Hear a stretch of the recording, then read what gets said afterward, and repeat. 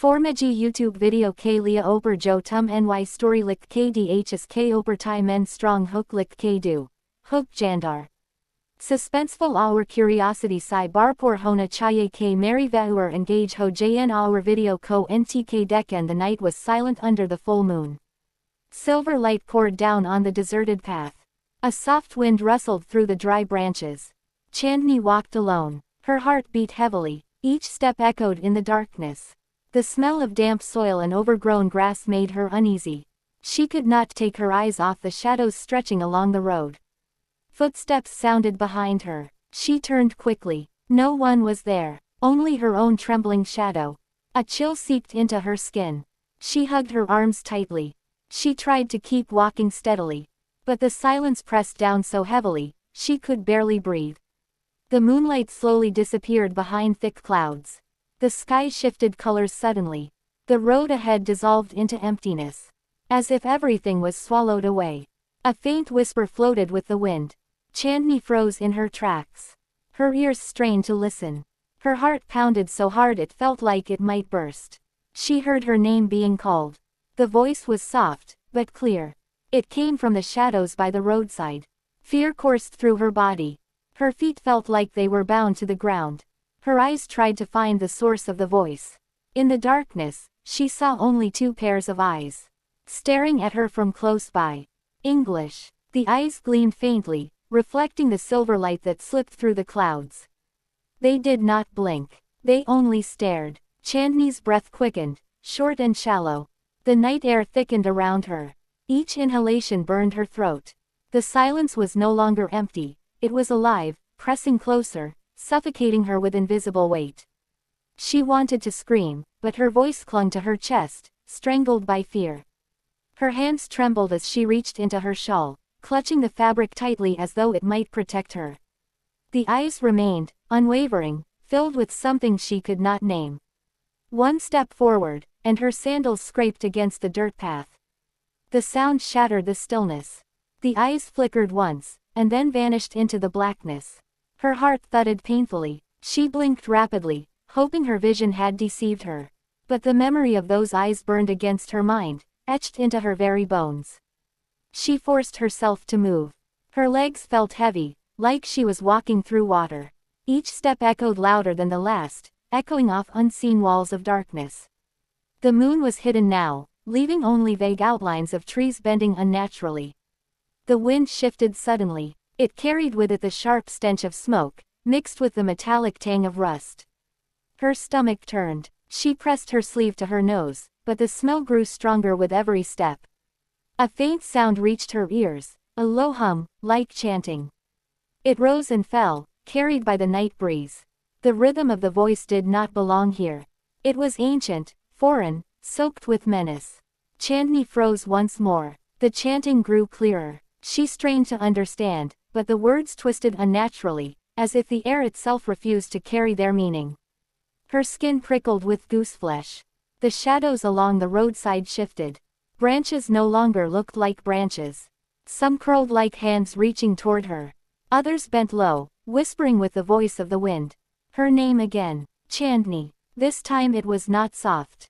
It was sharp, cutting through the night like broken glass. Her pulse thundered. Her legs moved without her command, stumbling forward faster. The path stretched endlessly, as though it warped itself to keep her trapped within it. Her breaths grew ragged, each one slicing her lungs. Then, a figure appeared ahead. At first it looked like mist, coiling into a human shape. But slowly, the mist thickened. A cloak formed, darker than the night itself. And from beneath the hood, a face shimmered, pale and almost translucent. Chandni's knees nearly buckled. The figure raised a hand. Her body disobeyed her mind. She could not run. Her feet rooted into the earth as though the soil had swallowed her ankles. The hand pointed toward her. And again, the whisper came. Her name, stretched long, echoing from everywhere at once. Chandni. Her vision blurred. The path seemed to ripple like water. The trees bent and swayed, though no wind touched them. The chanting returned, louder now, surrounding her in a circle of sound. She clasped her hands to her ears, but it seeped inside her skull. The rhythm pounded like drums in her chest. Her teeth ached from the vibration. Every nerve screamed for her to escape, yet she could not lift her feet. The figure stepped closer. With each step, the ground beneath her cracked softly, like thin ice breaking. She glanced down. Dark fissures split the dirt road, glowing faintly with a dull red light. Heat surged upward, warming her soles. The smell of smoke thickened until it choked her lungs. Sweat gathered on her brow, though the air around her remained cold. The figure's eyes became visible now. They were not human. They were endless voids, swallowing even the moonlight that tried to touch them. Chandni's body trembled violently. Her hand reached out against her will, stretching toward the figure. Her mind screamed for her to stop, but her muscles betrayed her. The distance closed between them. Then, from the corner of her vision, she caught movement.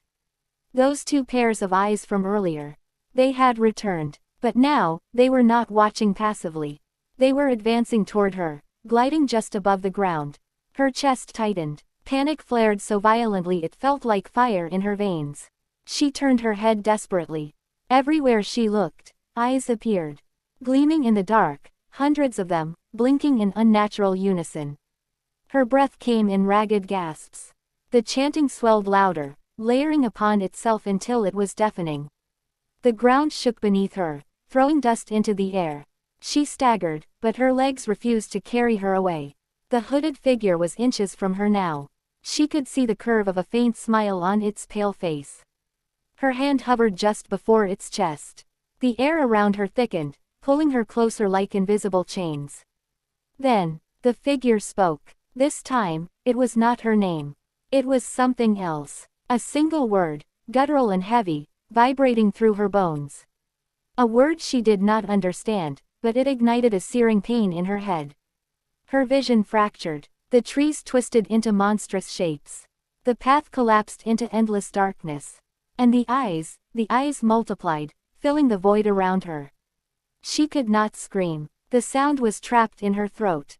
The only thing she could do was stare. Stare as the figure's face shifted closer, until its cold breath touched her skin. The chanting cut off suddenly. The silence that followed was worse. Her heartbeat filled her ears, loud and frantic. And then, the figure whispered again. This time, it spoke a secret. A secret that froze her blood instantly. Her lips trembled. Her body swayed. The world tilted sideways. And as her knees gave way, the last thing she saw was the endless swarm of eyes, closing in from every direction. Crescent Moon Chandni Ka Safar, ending episode. The swarm of eyes lingered in the dark, tightening around her like a cage. The hooded figure leaned close, and for a moment, Chandni believed her journey had reached its final step.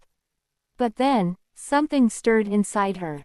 It was not fear. It was not despair. It was a spark, faint but unyielding, born from the same moonlight that had guided her since the beginning of her path.